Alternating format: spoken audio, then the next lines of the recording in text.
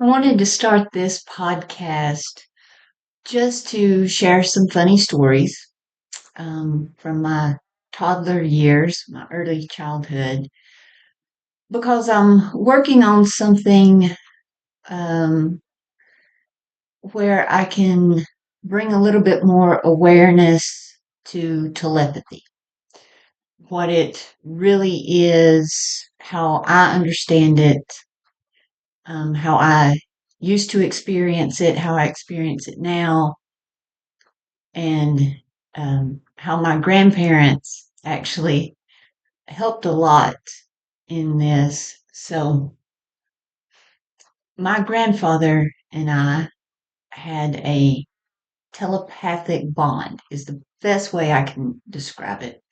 And not where you're actually talking to each other, you just know what each other's thinking. And I think everybody has experienced that a little bit. And my grandfather and I really enjoyed this bond.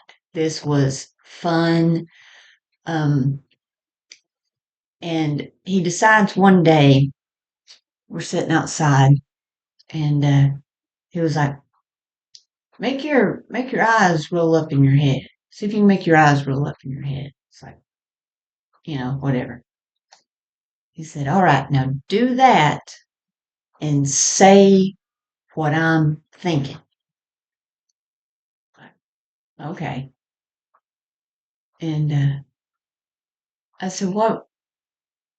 Why? Why are we doing this?" And he said, I just want to see what happens. Let's see what happens. He said, let's go show Nanny, right? I had to go show Nanny. So I sit down on my little ottoman. He had a big chair. I had an ottoman. And my grandmother, so I do my little thing with my eyes, right? And so I'm sitting there and I say, hurry up, Paul, think of something. I can't sit here like this all day. And my grandmother starts laughing. And she's like, nope, nope, we ain't doing that. You ain't doing that. We're not doing that. And my grandfather goes, no, people will pay us for this. And she said, there's absolutely no sane person would pay you for this. What are they paying for? So basically, my grandfather's big um, plan was for somebody to ask me a question and then he would tell me the answer to it, right? And my grandmother was convinced that nobody would actually pay for something like that. Um, she was incorrect. She was incorrect. It became like a little thing, and also my grandfather and I created like a code. And we used this code so that we could talk about people in the room without them knowing who we were talking about. And so nobody could understand us when we had to actually talk. So it was entertaining, I'm sure. And I had fun. It was all day fun. It really was. Um, And when we weren't doing that, we were, delivering moonshine. So it was a pretty fun childhood. Um, but the psychic abilities that I believe all children have, to a degree, extent, or whatever, I'm sure mine have something to do with genetics and, everything else. And I call them abilities. I don't call them gifts. Because I had to work to get them back later in life because I gave them up when I was a child. And when I say I gave them up, you don't give them up. You allow yourself to not use them. And that's what I did was I allowed them to go away, and I did not use them anymore for years. And then I started to realize some things, that the code that my grandfather and I came up with also created this little video game in my head. And I played this video game all the time. And when actual video games came out with controllers, they were boring to me. And I had trouble with the controllers. And so I never was a video game type person. I had one much better in my head that I had a lot more fun playing, and I could change it at any time I wanted to. That's a child's imagination. And it became more real to me because of my environment. It was easier for me just to, you know, be in my own head and away from everybody else, because like most children, I was born into an environment where I was actually more intelligent than the people around me. And I don't say that to be arrogant, but children are born pretty smart if we'll leave them alone, and let them grow into who they want to be. That was the advice my grandmother gave me, that she gave everybody, was that your child is not your property. It does not belong to you, and it's going to do all kinds of crazy things that you're probably not going to like, and live a life that you probably don't have planned for it. And the best thing to do is go ahead and accept that when they're little. That way you can get to know the person. So, great advice, especially since my brain works a little bit differently. My grandmother understood that, and she understood empathy, being an empath. So when I was little, it wasn't just my grandfather that I could pick up on, right? I could kind of tell what everybody was thinking, but I could also tell what they were feeling. And that was a lot. That is nervous system overload. Anybody that's an empath understands that. And so when I was little, I had a hard time. And once again, my grandmother explained to me other people's feelings, their emotions. Their feelings were not mine either, and not my responsibility, and, not for me. So that really helped me get through childhood, adult, like everything, life in general. And so having those two, and having that kind of environment, I knew that I was, you know, different, I guess, but I thought everybody could do it. They just weren't doing it. I thought they were choosing not to pick up on everything around them. I thought they were choosing not to do it. And that was how I kind of went through, you know, childhood, teenage years, until I got to be an adult. And it just really confused me. Human behavior started to really confuse me. Other people's behavior, my own behavior. And so for about the past, I don't know, 10 years or so, I've just really been focused on understanding that, understanding myself, and getting back in touch with my psychic abilities, as it serves me now as an adult. I'm not a child anymore. I don't need to play a video game in my head. The video game of life is, stressful enough. But I miss the connection to myself that I had when I had full use of all these abilities. And so that's what my coaching and workshops are more about. Just getting back in touch with yourself because we're all different and we're all going to experience things differently.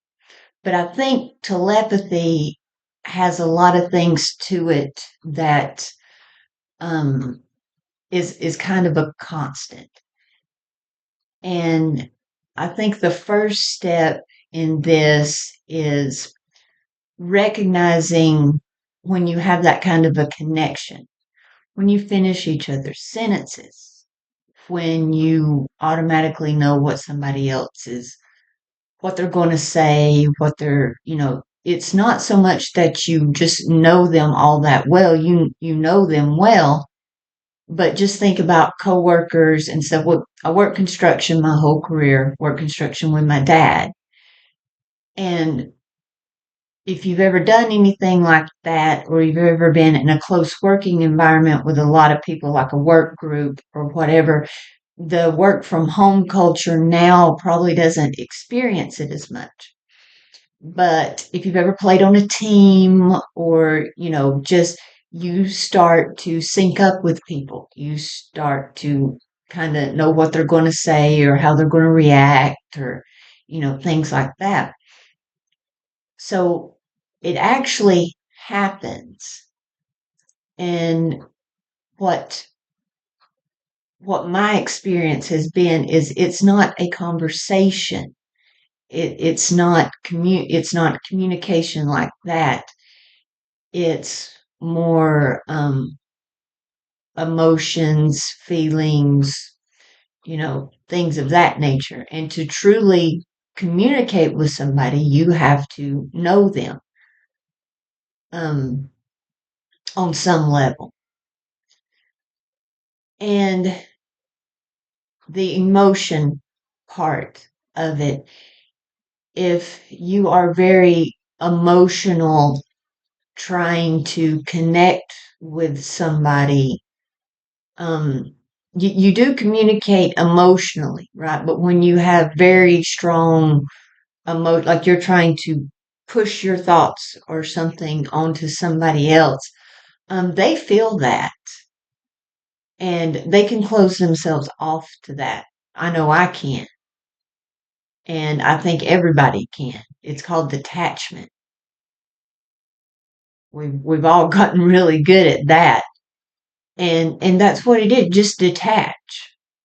And it's energy, right? Um, the feelings and emotion are energy, and the thoughts are information, really.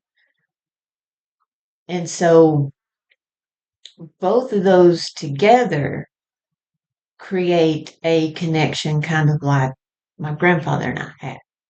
I've never had a connection like that with another person.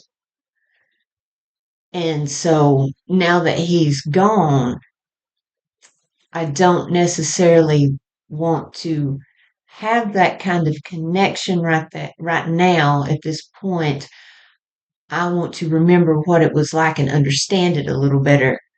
Um, so that if I run across another person like me, I can help them a little bit better. So telling the funny stories helps me remember and enjoy because I had a lot of trauma in those early years too. And processing all of that trauma made me forget how much fun I had and how much I enjoyed my abilities and being a child and my grandparents and the stuff we used to do. And so I want to focus on the positive. And I want to know if there's anybody else out there who would, you're going to hear more funny stories just when I think of them. I'll just make a video and post it on here. But if there's anybody out there that this resonates with or they kind of understand, if you'd like to leave a comment or something, maybe another video to talk about telepathy a little more, um, or let's see, clairvoyance might be a good term to put to it, but I'm not sure. Um, I'm not sure what the overall definition of clairvoyance is. It's just kind of a term or a label you put on somebody that they call themselves or whatever. So I don't know if clairvoyant um I don't know if that's part of telepathy. Um I think telepathy is more structured and needs connection. Clairvoyance doesn't really need connection, and clairvoyance really isn't reading anybody's mind or anything like that. Um, but telepathy is good, solid communication. And I'm not trying to advocate for it or say that you should, try to be telepathic or anything, but you might just be like me and you may be more telepathic than you realized.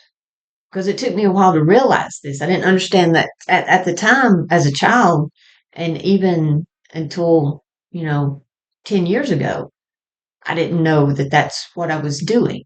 I didn't know that that's what was happening. So, um, when I was little, I used words that, you know, weren't bad or vulgar, but they were words that the people around me didn't understand. And so they called them bad and they would tell me to watch my words. And I was like, I can't see my words. How do you, how do you watch them? I don't know. I can't see them. And then there's figure of speech. Yeah. So figure of speech. I'll tell you one more story and then we'll be done. So we were going somewhere one day. We were going to the police station.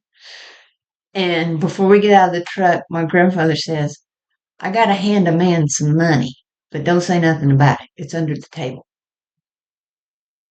And I was like, okay.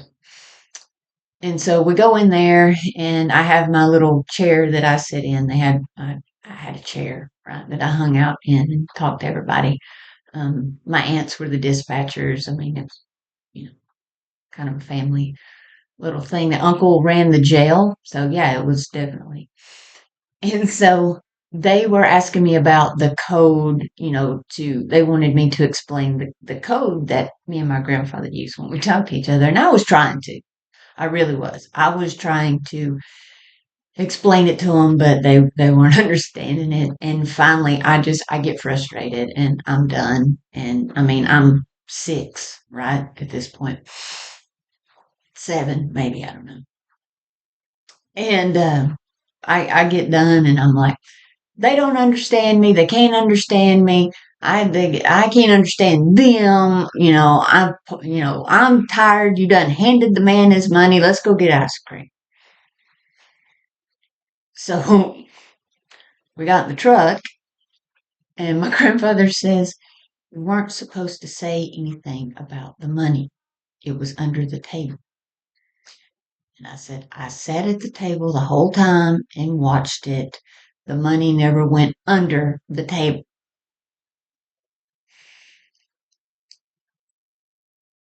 He said, that's a figure of speech. I said, I can't see words. I can't see shapes. This is too much. I don't know what figures of speech is. Can I please just have some ice cream? So we talked about figures of speech, right? And we talked about a lot of things. We talked like grown-ups. He used to read me Machiavelli as a bedtime story, The Prince, and explain to me that I was a princess, but I had to think like a prince. Yeah, so they laid a pretty good foundation for a strong mind. And I already had the strong will. So they did great. and I'm going to enjoy doing more of these. So please make sure and give me a comment, subscribe for sure. I don't spend a lot of time on YouTube making videos. I would rather be coaching and doing workshops and being in front of actual people. But this is going to be good for me, and hopefully everybody gets at least a few laughs out of it. Thanks. See you next time.